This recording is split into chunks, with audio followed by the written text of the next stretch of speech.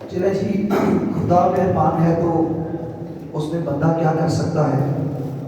خدا کی مہربانی ہے، میرا ٹائم بند چلنا ہے، ٹھیک ہے جی، خدائی مہربانی اور کی کیا جا سکتا ہے۔ ڈاکٹر صاحب نے زبانوں کے اوپر بھی بات کی،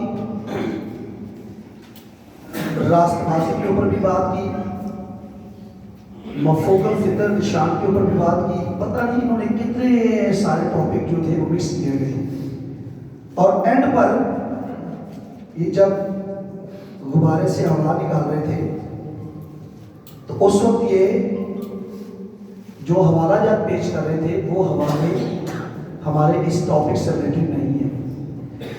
ویسے تو مجھے ابھی چلے میرا ٹائم کاؤنٹ بھی ہو رہا ہے تو کوئی بات نہیں، مجھے بہت سارے دوستوں نے کہا کہ آپ ان کے ساتھ کیوں ڈبیٹ کرتے ہیں؟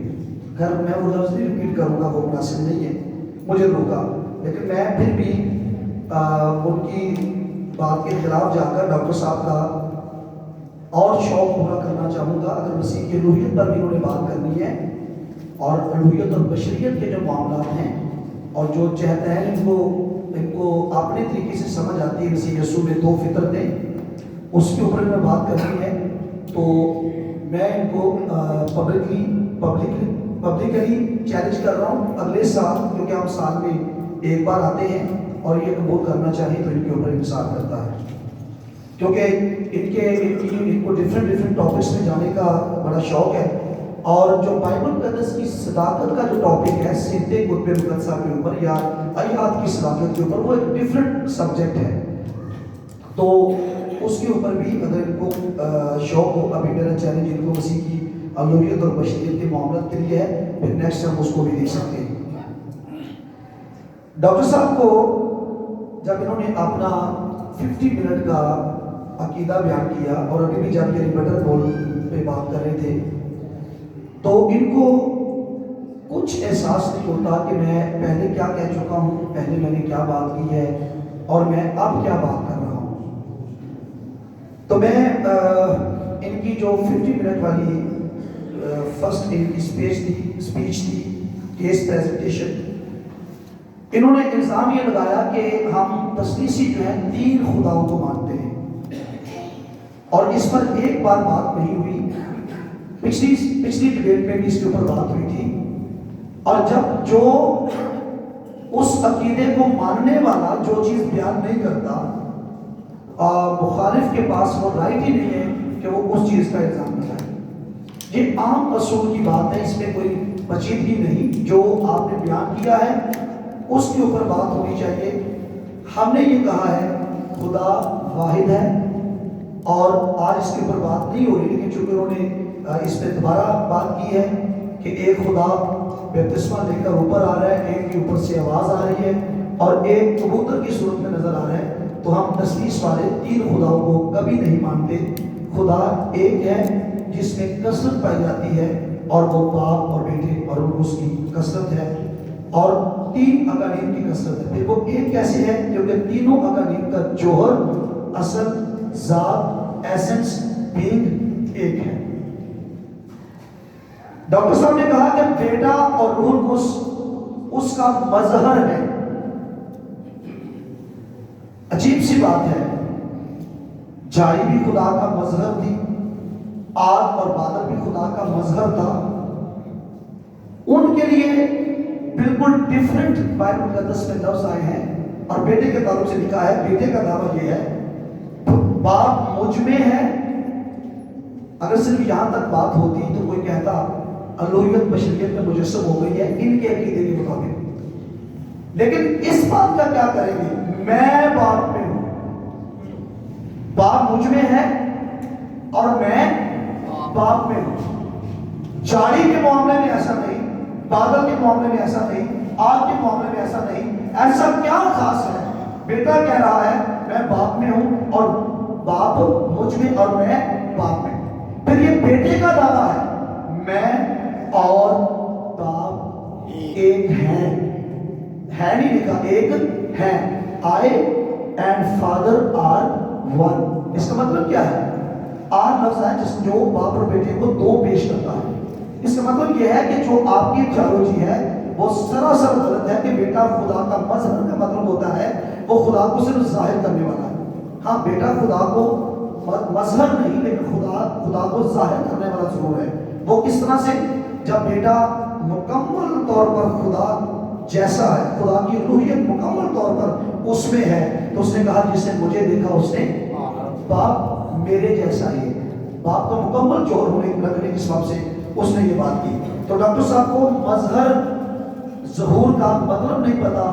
جالی کیا جالی کہہ سکتی ہے کہ خدا مجھ میں ہے اور میں خدا میں؟ کیا جالی خدا میں ہو سکتی ہے؟ نہیں ہو سکتی. بیٹا چونکہ خدا ہے اس لیے بیٹے نے کہا کہ باپ مجھ میں ہے اور میں باپ میں اور باپ ایک میں باپ ایک ہے.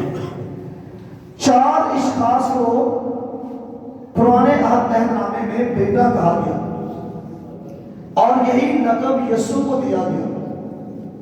یہ ڈاکٹر صاحب کو بیٹا یسوع کے لیے صرف ایک لقب نظر آ رہا ہے, اسی معیار پر اسی طرح جیسے پرانے عہد نامہ کے چار لوگوں کو بیٹے کا لقب دیا گیا. پرانا عہد نامہ یہودیوں کی مذہبی کتاب ہے جو کہ ہم تک بھی پہنچی ہے. یہودی پرانے عہد نامے کو مانتے ہیں. یہودیوں نے پرانے عہد نامے میں ان کو پتا تھا کہ کس کس کو بیٹا کہا گیا ہے اور کن کن معنوں میں بیٹا کہا گیا ہے. پر جب یسوع کی بات آئی کہ یہ اپنے آپ کو خدا کا بیٹا کہتا ہے تو یسوع مسیح کو اس وجہ سے, کیا تو اپنے آپ کو خدا کا بیٹا کہتا ہے, اسی وجہ سے یسوع مسیح کو مصلوب کروایا گیا. اگر یہ ان کے پرانے عہد نامے کی روٹین کے مطابق ہوتا, اسی معیار کے مطابق ہوتا, اسی طرح کا کیس ہوتا تو ان کا اعتراض بنتا نہیں تھا. اس کا مطلب یہ تھا ان کا بیٹا ہونا وہ القابی ہے, نسبتی ہے, ان کے پاس صرف بیٹے ہونے کا لقب ہے. یسوع مسیح خدا کا حقیقی بیٹا ہے جو باپ کی طرح گناہ معاف کرتا ہے. جا تیرے گناہ معاف ہو گئے. جو باپ کی طرح اپنے آپ میں زندگی رکھتا ہے اور اس کے لیے سیلف ایگزسٹنس بیٹا خود سے ہے.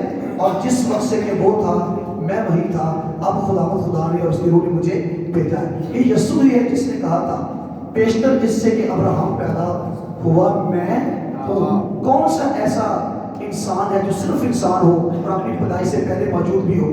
اور یسوع کی شان, یسوع مسیح نے فرمایا کہ جتنے عورتوں میں سے پیدا ہوئے ہیں یوحنا سے بڑا کوئی نہیں, اور جو سب سے بڑا ہے وہ یسوع کی بابت کہتا ہے کہ میں اس کی جوتیوں کا تسمہ کھولنے کے, اس کی جوتی کا تسمہ کھولنے کے بھی لائق نہیں. اور پھر کیا کہتا ہے؟ وہ مجھ سے مقدم پہلا کیونکہ وہ مجھ سے پہلے تھا. وہ مجھ سے پہلے تھا. اگر صرف انسان کی بات ہوتی تو وہ یوحنا تو 6 مہینے بڑا تھا, لیکن 6 مہینے چھوٹے کو کہہ رہا ہے کہ یہ مجھ سے پہلے تھا. یہ ہمارے خدا یسوع مسیح کی الوہیت ہے. اس کا بیٹا ہونا ان 4 حوالہ جات جو پرانے عہد نامہ میں سے انہوں نے دیے, کوئی اور بھی مل جائیں گے لیکن یہ ان کی طرح نہیں ہے یسوع مسیح. اسی لیے تو یہودیوں کو اعتراض تھا. اگر انہیں اسی طرح کا بیٹا ہوتا تو 4 پہلے 4 لوگوں کو بیٹا کہا گیا, 5واں یسوع ہو جاتا, کیا فرق پڑتا تھا؟ لیکن یسوع کے بیٹا کہنے پر اعتراض کیا, کیس بنایا اور اس کو مصلوب کروایا کیونکہ یہ کہتا ہے کہ میں خدا کا بیٹا ہوں. یسوع جب خدا کا بیٹا کہتا ہے تو وہ بڑے خاص معنی رکھتا ہے, جس کا مطلب یہ ہے کہ میں یہ خدائی دعویٰ ہے. ڈاکٹر صاحب کو اسکالر ہیں, ڈاکٹر ہیں, ڈاکٹر صاحب کہتے ہیں کہ بریکٹ کی جو آیات ہوتی ہے وہ متن کا حصہ نہیں ہوتی. پتہ نہیں انہوں نے کہاں سے پڑھا ہے, پتہ نہیں انہوں نے پڑھا کہاں سے. بریکٹ ورسز جب بریکٹ میں آتی ہے تو اس کا مطلب یہ ہوتا ہے کہ یہ جہاں سے یہ ٹرانسلیشن کی گئی ہے یہ اس نسخے میں سے نہیں ہے, یہ ورس ہے لیکن یہ کسی اور نسخے میں ہے. تو بریکٹ ورسز کا مطلب یہ نہیں ہوتا کہ یہ متن کا حصہ نہیں ہے. اور ڈاکٹر صاحب خود, مجھے تو خیر بہت برا لگ رہا تھا کہ بائبل کو وہ پڑھ رہے تھے. اتنا بھی جوش کے ساتھ اپنے ہوش میں بھی رہنا چاہیے. مجھے تو چلے جو بھی وہ کہتے ہیں کہیں, لیکن خدا کے کلام کی عزت ہے. ٹک ٹک ٹک ٹک مار رہے تھے بائبل کو, تو میں روکنے لگا. پھر میں نے کہا ان کو برا لگے گا, انٹرپشن ہوگی. بائبل مقدس میں ڈاکٹر صاحب نے آیات بھی بتائے ہیں, ابواب بتائے ہیں, اور بتایا کہ میں اوریجنل جو ہے یونانی اور عبرانی رکھتا ہوں. اب ہم نے یہ میں آن ریکارڈ کہہ رہا ہوں, ڈاکٹر صاحب کی ویڈیو ریکارڈ کی ہے. ان کے پاس جو نسخہ ہے ہم جاتے ہیں اس کی تصویر بھی لیں گے اور جو آیات کی کوٹی انہوں نے بتائی ہے کہ وہ آیات مسنگ ہیں یا اضافی ہیں یا ٹھیک نہیں ہیں، اس کا کلپ ضرور آپ تک پہنچے گا کہ ڈاکٹر صاحب کس حد تک ٹھیک کہہ رہے ہیں۔ پہلے ان کا نسخہ تو دیکھ لیں کہ ان کے پاس نسخہ کون سا ہے۔ تو آیات کی وہ جو انہوں نے بتائی ہے وہ ریکارڈ تو ہو گئی ہے، آپ اس اسبوت ہم ان کے نسخے سے دیکھیں گے اور ان کے پاس جو ٹیکسٹ ہے اس کو بھی دیکھیں گے کہ وہ ہے کون سا۔ یہ رویہ کیوں اختیار کیا جاتا ہے بائبل کے ساتھ کہ جب ہم سے اپنا عقیدہ بیان نہیں ہوتا، جب ہم سے اپنا عقیدہ پیش نہیں ہوتا، جب وہ ثابت نہیں ہوتا تو اٹیک بائبل کے اوپر اٹیک کیا جاتا ہے۔ تو آپ نے خدا کے کلام کے اوپر اٹیک کیا ہے اور اس طرح سے آپ نے خدا کے کلام کو ناقابل اعتبار سننے والوں تک اس طرح سے پہنچایا کہ خدا کا کلام ناقابل اعتبار ہے۔ اور آپ نے یہ بات فٹ نوٹس کی نہیں کی، جب آپ دوبارہ ریپیٹر کے لیے آئے تو آپ اپنی بات ہی بدل چکے تھے کہ میں فٹ نوٹس کی بات کر رہا ہوں، آپ نے متن کی بات کی ہے اور وہ لفظ جو ہے وہ ریکارڈ ہوئے ہیں۔ پھر یہ آپ نے فرمایا کہ خدا یسوع مسیح نے اپنے حین حیات میں، یعنی جب وہ زندہ تھے، تو آپ کیا مانتے ہیں کہ یسوع مردہ ہے؟ حین حیات آپ کس لیے لفظ استعمال کر رہے ہیں؟ آپ وہ آپ زندہ نہیں ہے، وہ اب بھی زندہ ہے۔ دیکھ میں مر گیا تھا اور اب زندہ ہوں اور عبدالعباد زندہ رہوں گا۔ ہم لوکل رسول کی انجیل کو، پوری بائبل کو اور امامتی کتاب کو بھی مانتے ہیں، اور آپ کو اپنے کانسیپٹ کے بارے میں خود نہیں پتا کہ آپ اپنے خداوند کے بارے میں، یسوع کے بارے میں آپ کا کانسیپٹ ہے کیا۔ کبھی آپ کو لگتا ہے کہ سب کچھ وہی ہے، کبھی آپ کو لگتا ہے کہ وہ کچھ بھی نہیں۔ تو یہ چونکہ آج کی جو ڈبیٹ ہے اس کا سبجیکٹ یہ نہیں ہے، تو نیکسٹ اگر آپ ایگری ہوں گے تو ہم اس کے اوپر ضرور بات کریں گے۔ آپ نے یہ بات کی کہ یسایہ نبی نے یسوع کے 5 لقب، وہی بات جو پہلے ہو چکی آپ نے پھر دہرائی کہ ان کے ناموں، 12 قبیلوں کی بات کرتے آپ نے کہا ان کے ناموں، تو ہم ابھی نکال کر رہے ہیں، یہ بھی میتھڈ بائبل میں ہے کہ پلورل لوگوں کے لیے، ایک سے زائد اشخاص کے لیے لفظ نام کی جگہ پر ناموں استعمال ہوتا ہے۔ بات تو تب تھی کہ آپ ان حوالہ جات کے اوپر بات کرتے جن میں نام ایک بار آیا ہے اور اس سے مراد جمع ہے، اس سے مراد ایک سے زائد لوگ ہیں، آپ اس کے اوپر بات کرتے۔ اور پھر یسایہ نبی کے صحیفے میں آپ نے 5 لقب گنوائے: عجیب، مشیر، خدائے قادر، ابدیت کا باپ، سامری کا شہزادہ۔ ان 5 لقبات کے لیے لفظ سنگولر آیا ہے اور وہ لفظ نیم ہے، اس کا نام عجیب، مشیر، خدائے قادر، 5 لقبات ہیں، تو ناموں آنا چاہیے تھا آپ کے فارمولے کے مطابق، لیکن وہاں پر لفظ جو ہے وہ ناموں نہیں آیا، نام آیا ہے۔ باپ بیٹے، روح القدس جو ہے باپ اور بیٹے سے صادر ہے اور اس کی کوئی طاقت اور پاور نہیں، روح القدس کی طاقت اور پاور نہیں۔ آپ خدا کے کلام کی واضح اور صاف آیات کو آپ جو پڑھا رہے ہیں، بائبل بیان کرتی ہے کہ روح القدس نے ان کو بولنے کی طاقت بخشی۔ پھر لکھا ہے کہ جب روح القدس نازل ہوگا تو تم کیا پاؤ گے جی؟ قوت پاؤ گے۔ پھر بائبل مقدس بیان کرتی ہے کہ روح القدس خدمتیں اور نعمتیں بانٹتا ہے۔ سنو، کان لگاؤ، سنو کہ روح کلیسیاؤں سے کیا فرماتا ہے، بولتا بھی ہے، حکم بھی دیتا ہے، روکتا بھی ہے، قوت بھی دیتا ہے۔ اور روح اس کے نازل ہونے سے انہوں نے قوت پائی۔ اگر وہ خود قوت نہیں رکھتا تو وہ دوسروں کو قوت کیسے دے سکتا ہے؟ اور ایک طرف آپ کو، اور میں ایک اور آپ کے خیال کو کلیئر کر دوں، میں کسی کتاب کا مصنف نہیں، اس کی کتاب، اس کے اوپر بھی لکھا ہوا ہے کہ ایک زیر تحریر ہے، زیر طبع ہے، اس کے نوٹس میں نے، یہ نوٹس ہیں کسی مختلف ڈیبیٹس کی وجہ سے جو کویسچن ریز ہوتے ہیں، اور اس کا کوئی نام بھی نہیں ہے۔ جو کتاب ہوگی اس کا نام دوسرا آدم ہے، دوسرا آدم یسوع مسیح کے تعلق سے، تو وہ ابھی پرنٹ ہوئی ہے، آپ کو شاید مس انڈرسٹینڈنگ ہوئی ہے۔ فلپیوں کے خط کی آپ نے بات کی تو آپ نے وہاں بھی نام کا مطلب لفظ یسوع ہی لیا۔ میں اس کو بیان کرتا ہوں۔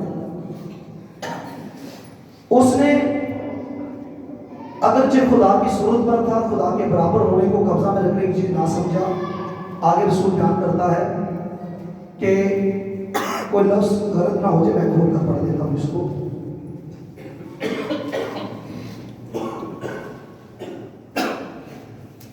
बल्कि अपने आप को खाली कर दिया और बादल की दूर तक 8वीं आयत है, और इंसानी शक्ल में जाहिर होकर अपने आप को पस्त कर दिया और यहाँ तक फरमाबरदार रहा कि मौत बल्कि स्लीपी मौत गवारा की। आगे लफ्ज़ है जी, इसी वास्ते। किस वास्ते?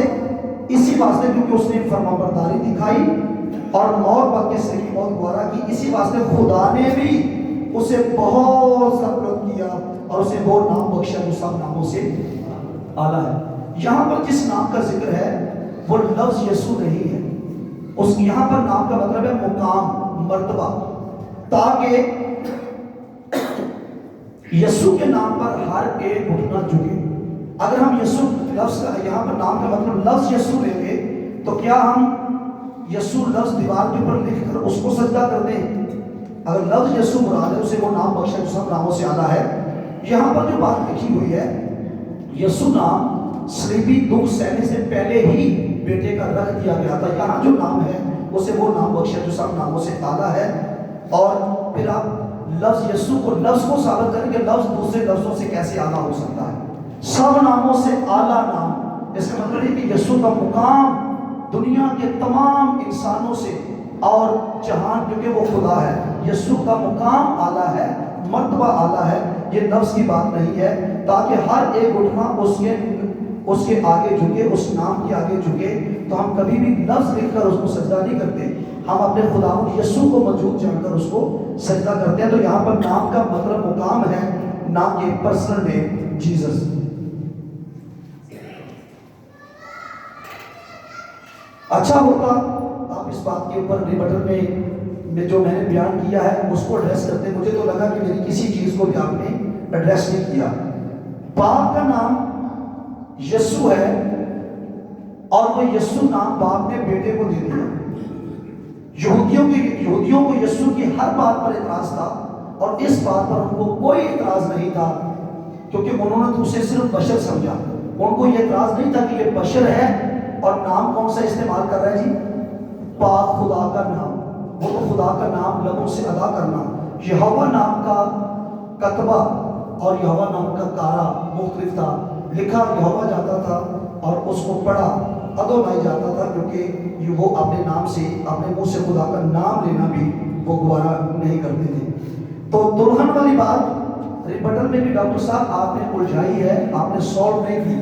आपने फरमाया कि जो दुल्हन वो बाप के साथ मनसूब नहीं होती, वो दुल्हा के साथ मनसूब होती है, यीशु के साथ मनसूब होगी। तो जब आपके अकीदे में यीशु नाम बाप का नाम है और उस नाम के साथ दुल्हन मनसूब होगी, तो वो फिर बाप के साथ मनसूब होगी। तो ये आपका ट्रिक जो है वो चला नहीं, कामयाब नहीं हुआ।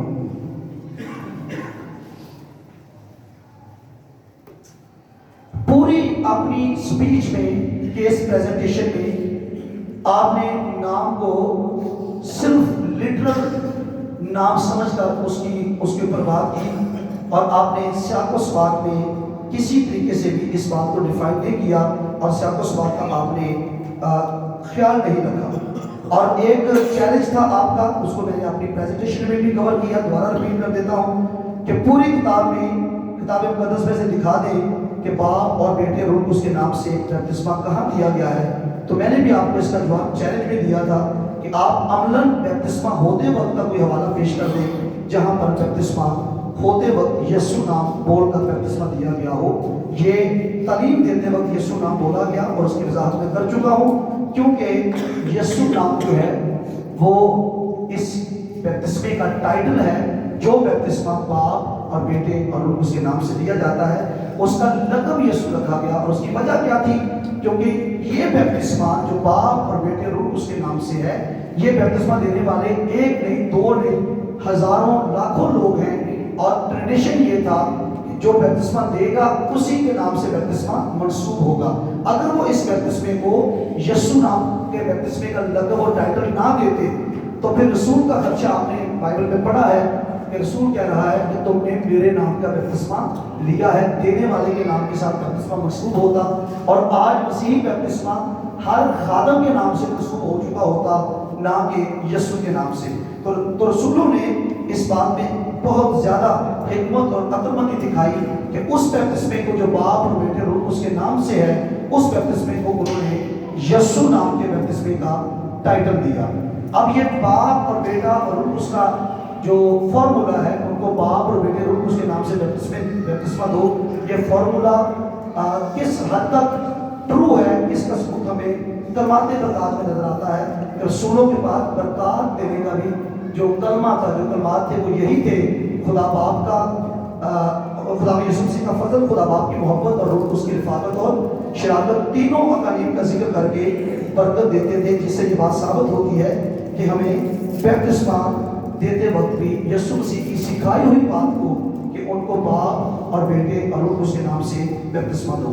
तो मैंने ये बयान किया है कि गो के बाइबल मुक़द्दस में अमलन हमें बाप और बेटे रूह उसके नाम से भी बपतिस्मा नजर नहीं आता, लेकिन हमें second source, second option history में पहली सदी से नजर आता है कि जो इब्तदाई बुजुर्ग थे, जो इब्तदाई कलीसिया थी, वो बाप और बेटे और उसके नाम से बपतिस्मे देती थी, और इसका हमारे पास सबूत और प्रूफ मौजूद है हिस्ट्री की। और मैं किताब के नाम के साथ, बुजुर्ग के नाम के साथ आपको बता सकता हूँ। आपने कहा कि जी आप इस तरह के, आप बड़े गौर से सुनिएगा डॉक्टर साहब की जो थ्योरीज हैं, आप इस तरह के ख्यालात के साथ सलूस की बात करते हुए आप गैर कौमों को कन्वर्ट नहीं कर सकते। और एक कन्वर्टेड आंटी का नाम भी मेंशन कर दिया खुद ही, बरकतुल्लाह गालमन आपने बताया था।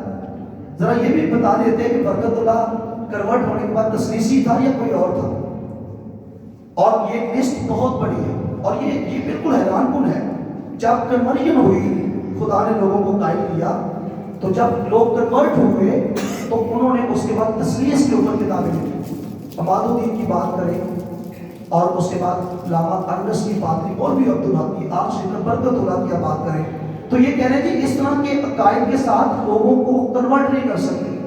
तो खैर ये कन्वर्ट करना है या नहीं करना, इस वक्त हम ये बात नहीं कर रहे। मैं आपको ये कह रहा हूँ कि जो कन्वर्ट हुए हैं वो इस तरह के ख्यालात को सुनकर, मानकर कन्वर्ट भी हुए, और उन्होंने तस्लीस को प्रमोट करने के लिए, सलूस की बात करने के लिए, आज जितना उर्दू में लिटरेचर है ये आज के खातमों का नहीं है, ये उन्होंने लिखा है जो कन्वर्ट होकर वो तस्लीसी बने और तस्लीस के ऊपर उन्होंने बात की। तो आप कैसे कह सकते हैं जी कि आप नाम भी बता रहे हैं बरकतुल्लाह, और आप कह रहे हैं कि कन्वर्ट भी हो सकते हैं। तो आपने खुद नाम मेंशन किया है बरकतुल्लाह का, जो कि कन्वर्ट हो गए थे।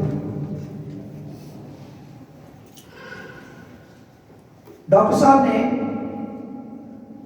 यह कहा कि जी उर्दू बाइबल में आप कितना तजाद है डॉक्टर साहब की सोच में।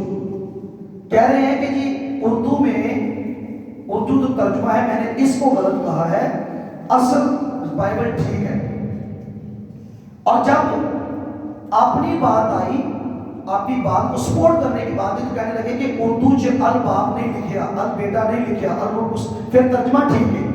जो इनकी बात को सपोर्ट करे वहां पर तर्जुमा ठीक है, और जहां पर इनकी बात गलत साबित हो तो सीधा सीधा सब लिखा है कि बाइबल को गलत कह दो, अपनी इज्जत बचाओ। और बाइबल में लिखा है कि अगर मैं इंसानों से इज्जत चाहता तो मैं खुदा का बंदा ना होता। हमारी खातमों की जिम्मेदारी बाइबल को का डिफेंड करना है, बाइबल को लेट डाउन करना नहीं। और आज डॉक्टर साहब ने आपको बता दिया है कि बाइबल के बारे में इनकी सोच, इनका क्या है, कैसा है।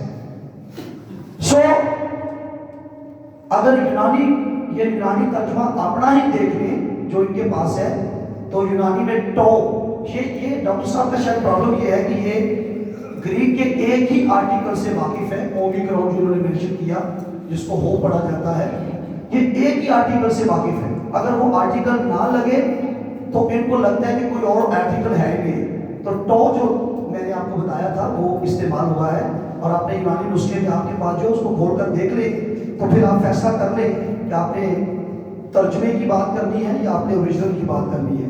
तो हमारे पास रवानी की गर्ज से उसको पढ़ने में, रवानी रखने के लिए अल का लफ्ज़ इस्तेमाल नहीं किया गया, लेकिन ग्रीक में अल का लफ्ज़ जो है वो इस्तेमाल हुआ है। और डिफिकल्टीज जो होती हैं ट्रांसलेशंस की, वो तहजीब के सबब से, ज़बानों के सबब से, कल्चर डिफरेंट होने के सबब से, लेकिन वहाँ पर आप ये बाइबल को गलत नहीं कह सकते। 24 टाइप के 24 किस्म के آرٹیکلز ہیں گریک میں، اور جن میں سے ایک ٹو ہے جو استعمال ہوا ہے باپ کے ساتھ بھی، بیٹے کے ساتھ بھی اور روح القدس کے ساتھ بھی۔ ڈاکٹر صاحب نے فرمایا 295 میں ٹرٹولین نے 195 ٹرٹولین نے اس کو ایجاد کیا، man made Trinity, man made Tertullian نے ایجاد کیا۔ مجھے ایک چیز بتائیے، جب کاؤنسلز ہوتی ہیں اور کسی چیز کا فیصلہ کیا جاتا ہے تو اس سے پہلے آپ دیکھتے ہیں کہ ایک پرابلم پیدا ہوتا ہے، ایک مسئلہ ریز ہوتا ہے، اس کو حل کرنے کے لیے اس کے اوپر بات چیت ہوتی ہے۔ یہ تو یہی بات ہے کہ اگر آج کوئی شخص کہے کہ جی فلاں بیماری جو تھی، اب آج آپ ایک بیماری کو کہتے ہیں شوگر ہو، اکثر لوگوں کو ہوتی ہے شوگر۔ آپ کو ایک شخص کا ذکر ملتا ہے جس کو پیر کا روگ لگا، اور اس روگ کے سبب سے وہ مر گیا، اس کو پیر کا روگ لگا، ایک شخص کا ذکر ہے۔ آپ وہ بیماری تو ایگزسٹ کر رہی تھی، شوگر کی بیماری جس کے سبب سے پاؤں کاٹنا پڑتا ہے اور جس کے سبب سے وہ بیماری تو ایگزسٹ کر رہی تھی، لیکن میڈیکل نے جب ترقی کی تو اس میڈیکل نے اس بیماری کو جو پہلے سے موجود تھی اس کو ڈائبیٹک کا یا شوگر کی بیماری کا نام دیا۔ تو آج ڈاکٹر صاحب کی تھیوری کے مطابق پہلے شوگر نہیں تھی، شوگر کی بیماری اس وقت سے جب اس کا نام لوگوں کو پتا چل گیا کہ ڈاکٹر نے اس کو بیماری ہونا ثابت کر دیا۔ یہ کوئی تعلق نہیں ہوتا اس چیز کا، یا یہ کوئی لاجک نہیں ہے، کوئی دلیل نہیں ہے۔ تشخیص کی تعلیم ازل سے ہے۔ ابتدا میں کلام تھا، کلام خدا کے، اور کلام خدا تھا، خدا کے ابتدا میں کلام تھا، کلام خدا کے ساتھ، جس کے ساتھ وہ خدا، اور کلام خود کیا تھا جی، اور کلام خدا تھا۔ اور یہاں پر آخری لفظ آیا ہے جس کے معنوں میں ازل کے معنی بھی شامل ہیں۔ سو بات یہ ہے کہ بیماری کا دریافت ہو جانا یہ اس بات کا ثبوت نہیں کہ دریافت ہونے سے پہلے وہ تھی لیکن اس کو دریافت بعد میں کیا گیا۔ اسی طریقے سے تثلیث کی تعلیم ازل سے ہے، خدا ہے ہی ثالوث، اور خدا میں کوئی چیز نہ ایڈ ہو سکتی ہے نہ کم ہو سکتی ہے، وہ ثالوث ہے۔ اور جب اس کے اوپر بات چیت ہوئی اور یہ ایک پرابلم کلیسیا میں پیدا ہوا تو پھر اس مسئلے کو ایک اصطلاح کے طور پر اس کو نام دیا گیا تثلیث۔ کیا نام دیا گیا جی؟ ٹائم بتا دیجیے گا، 3 منٹ، نام دیا گیا تثلیث۔ اور یاد رکھیں، آپ تثلیث کہیں یا باپ اور بیٹا پاک کہیں، لفظ تثلیث سے اگر کسی کو نفرت ہے، آپ باپ اور بیٹے اور پاک کو 3 اکانیم مان جائیں، لفظ سے کوئی فرق نہیں پڑتا۔ آپ مانے باپ بیٹا پاک ایک ذات میں 3 اکانیم ہیں، لفظ سے ہمیں پرابلم ہے۔ لفظ کیا معنی رکھتے ہیں؟ لفظ تو اظہار ہے، لفظ تو کسی بات کو بیان کرنے کا ذریعہ ہے۔ اصل چیز یہ ہے کہ آپ کو آپ کے کانسیپٹ میں پرابلم ہے، اس وجہ سے آپ کو یہ مسئلہ نظر آتا ہے۔ قسطنطین کے اوپر، زندہ کے اوپر بھی الزام اور مرے ہوئے کے اوپر بھی الزام۔ پچھلی ڈبیٹ میں کہنے لگے کہ جی 25 قسم کی تثلیث ہے، جو تثلیثیوں کے نام بھی یہاں پر بتاتے ہیں، آپ خدا کے خادم ان کو اوپن کرتے ہیں۔ اور جی ایک تثلیث یہ ہے، آپ ان کی تحقیق دیکھیں، بلعام، گدی اور فرشتہ، یہ بھی ایک تثلیث ہے۔ پتہ نہیں کس تثلیثی نے ان کو یہ تثلیث بتائی ہے، اور مجھے پتا ہے کہ یہ بناوٹی باتیں ہیں۔ اگر یہ سچے ہیں تو اس شخص کا نام آن ریکارڈ مینشن کریں، فلاں شخص نے ایسی تثلیث کا ذکر کیا ہے، کوئی کتاب ہے اس کتاب کا نام مینشن کریں۔ یہ صرف ان کے اپنی خام خیالی ہے، اپنی غلط خیالی ہے، جو منہ میں آتا ہے بول دیتے ہیں۔ ہم تثلیث سے مراد ایک ہی چیز لیتے ہیں، باپ، بیٹا اور روح القدس، اس کے علاوہ کوئی اور تثلیث میں شامل نہیں ہے۔ تو مجھے امید ہے کہ یہ جرت کریں گے اور ایسے شخص کو بے نقاب کریں گے جس نے تثلیث میں گدی کو اور فرشتے کو اور بلعام کو شامل کیا ہے۔ تو کوئی کتابی حوالہ دیں کہ قسطنطین نے بپتسمے کا آغاز باپ اور بیٹے اور پاکوں کے نام سے کیا ہے، کوئی کتابی حوالہ دیں، زبانی جمع خرچ سے کچھ نہیں ہوگا۔ آپ کوئی نقلی دلیل دیں کہ یہ بات میں یہاں سے کر رہا ہوں، اور کہنے لگے کہ نہ بائبل میں ثالوث ہے اور نہ بائبل میں اقنوم ہے۔ پچھلی ڈبیٹ میں نے آپ کو اقنوم بھی بتایا تھا، اور یہ ڈاکٹر صاحب نے چونکہ کہا ہے کہ دکھائیں، تو 2 کلپ اور آپ کو ڈاکٹر صاحب کی پچھلی ڈبیٹ سے 2 کلپ اور ہم بھیجیں گے، جس میں ڈاکٹر صاحب کو پچھلی ڈبیٹ میں اقنوم بھی بتایا گیا تھا اور ڈاکٹر صاحب کو سلوس بھی بتایا گیا ہے کیا تھا. یہ حوالہ اپنے ایک دم بھائی نے بات کی میرے ذہن سے، کیونکہ وائس کی کتاب میں 4:12 میں لکھا ہے ٹہری ڈوری، تو وہاں پر عبرانی زبان میں مسلوس کا لفظ آیا ہے جس سے لفظ تسلیس بنا ہے عربی میں. خدا آپ سب کو برکت دے.